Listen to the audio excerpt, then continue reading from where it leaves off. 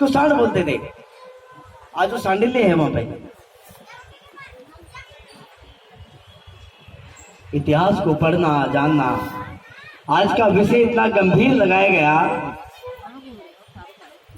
हमारी कौम में जो एक माँ बाप की जो औलाद है साथियों, हम चर्चा इस विषय पे कर रहे हैं, 6743 टुकड़ों में विभाजित है। और वो जो एक माँ बाप की औलाद 6743 टुकड़ों में विभाजित क्यों हुई, इसके पीछे का एक इतिहास है। एक नारा दिया गया,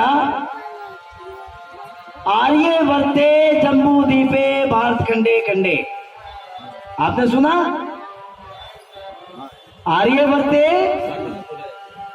जम्बू द्वीपे भारत खंडे खंडे। अगर आर्यों को आपने इस भारत में स्थापित करना है तो उसको खंड खंड में तोड़ना पड़ेगा।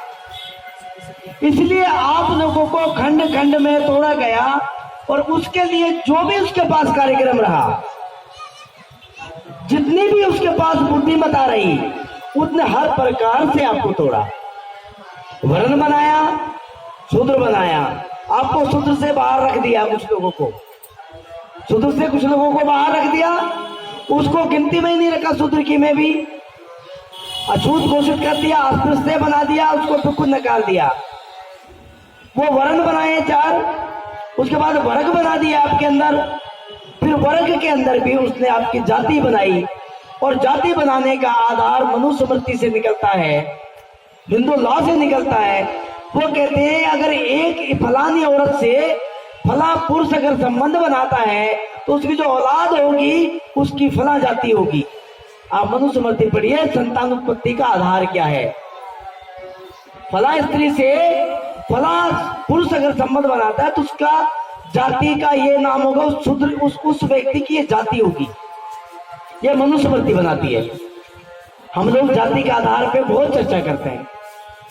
6743 टुकड़ों में बांटने के लिए उन लोगों ने हिंदू लॉ लिखा, मनुस्मृति लिखी, 18 पुराण लिखे और 40 रामायण लिखी, 36 उपनिषद लिखे और फिर दुनिया भर की ऋचाएं लिख डाली और गीता और महाभारत। शकुंतला नाम की कोई महिला दुनिया में, अब तो दुनिया भर की शकुंतलाएं हैं, लाखों हो सकती हैं, लेकिन जिस समय कहानी लिखी जा रही थी शकुंतला नाम की कोई महिला नहीं थी। दुष्यंत नाम का कोई ऐसा पुरुष नहीं था जिसकी कहानी लिखी गई। अब दुष्यंत बहुत सारे हो सकते हैं, उस समय ना कोई दुष्यंत था ना कोई शकुंतला थी। और कालिदास ने एक नाटक लिखा, एक काव्य लिखा और उसमें 2 प्रेमी और प्रेमिका का वर्णन किया गया। उसमें लोगों ने बड़ा पसंद किया, दुष्यंत और शकुंतला, और उनका एक बेटा पैदा हुआ जिसका नाम भरत रखा।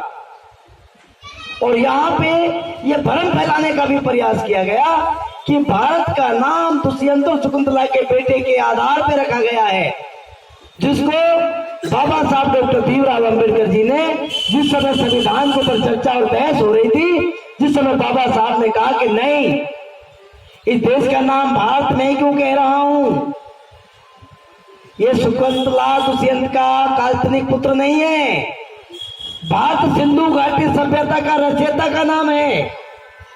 जो ज्ञान में रत रहने वाले लोग, जो श्रमण लोग थे, जो अपने श्रम से उत्पादन किया करते थे, उसके आधार पे इस देश का नाम भारत है।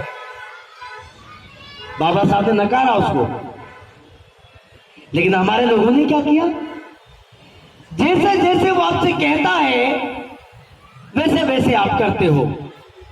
मेरी किताब है प्राकृतिक संरचना ही आदि धर्म है। उस किताब में उसकी भूमिका में मैंने लिखा कि अब ना चाह के भी जो वो आपसे करवाना चाहता है आप उसको करते हैं। आपको पसंद है या ना पसंद है, आप उसको मानते हैं या ना मानते हैं, आपको अच्छा लगता है या ना लगता है, लेकिन आप उस मान्यता को मानते हैं, स्वीकार करते हैं, क्योंकि वो व्यवस्था उसने पूरी की पूरी तरह से यहाँ की जलवायु में इतनी घोल दी है कि वो अब आपके कान सिर्फ सुनते हैं उसको, निगलते हैं उसको, आपकी आंखें देखती हैं उस व्यवस्था को।